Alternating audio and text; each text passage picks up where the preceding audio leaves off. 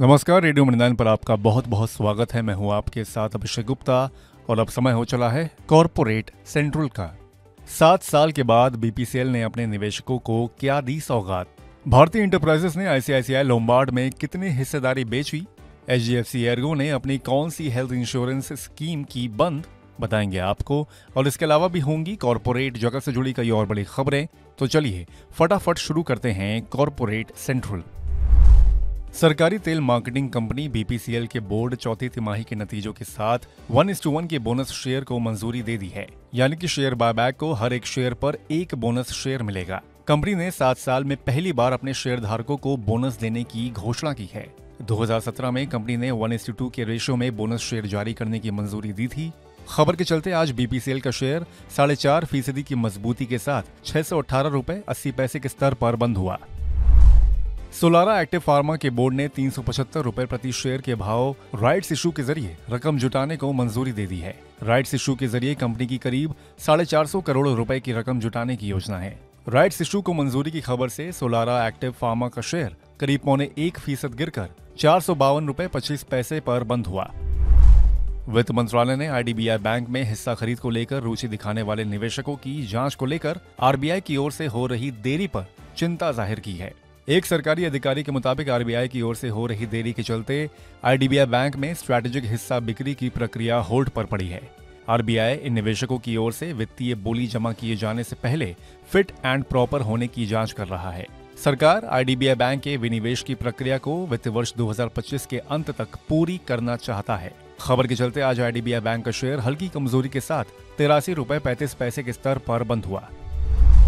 गुरुवार 9 मई को भारतीय इंटरप्राइजेस ने 1722 रुपए 50 पैसे प्रति शेयर के भाव पर आईसीआईसीआई लोम्बार्ड के 38.5 लाख शेयर 663 करोड़ रुपए में बेचे हैं। इस सौदे के बाद भारतीय इंटरप्राइजेस की आईसीआईसीआई लोम्बार्ड में हिस्सेदारी करीब 2.5% से घटकर 1.63% हो गई है। लेकिन इस ब्लॉक डील में आईसीआईसीआई बैंक ने 21 लाख शेयरों की खरीदारी की है, जिसके बाद बैंक की आईसीआईसीआई लोम्बार्ड में हिस्सेदारी 51.27% से बढ़कर 51.7% हो गई है। बड़ी ब्लॉक डील्स की डिटेल्स आने के बाद आज आईसीआईसीआई लोम्बार्ड का शेयर करीब 0.25% की बढ़त के साथ 1663 रुपए 95 पैसे के स्तर पर और आईसीआईसीआई बैंक का शेयर करीब 1/4% की बढ़त के साथ 1118 रुपए 30 पैसे पर बंद हुआ।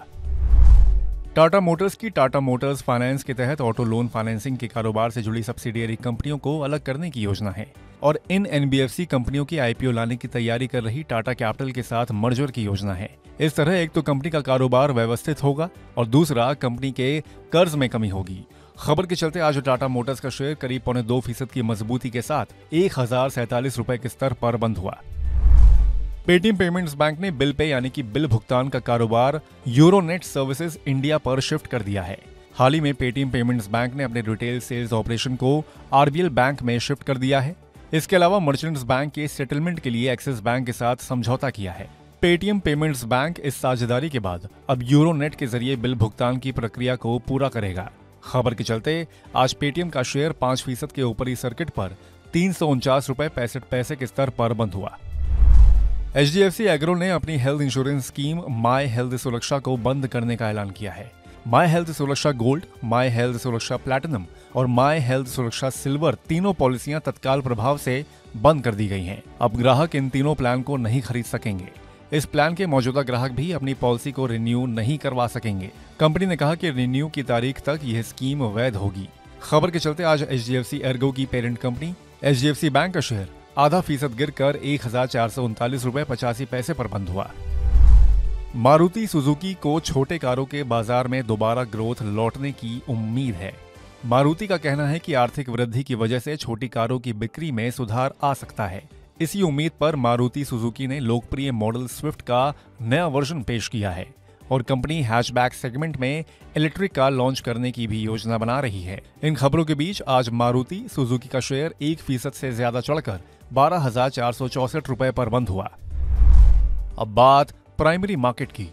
आधार हाउसिंग फाइनेंस का आईपीओ आखिरी दिन कुल 25.5 गुना सब्सक्राइब होकर बंद हुआ।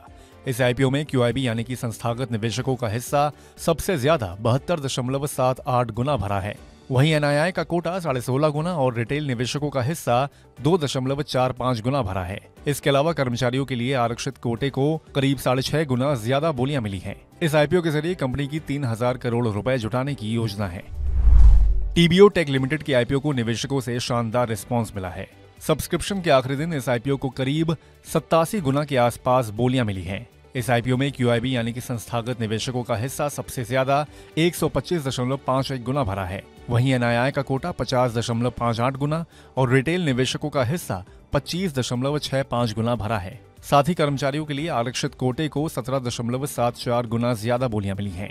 इस आईपीओ के जरिए कंपनी की करीब 1,551 करोड़ रुपए जुटाने की योजना है।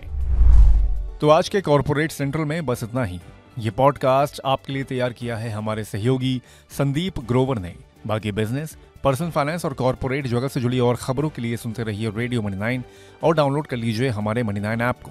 हमेशा की तरह मैं हूँ आपके साथ अभिषेक गुप्ता। अभी लेता हूँ विदा। धन्यवाद।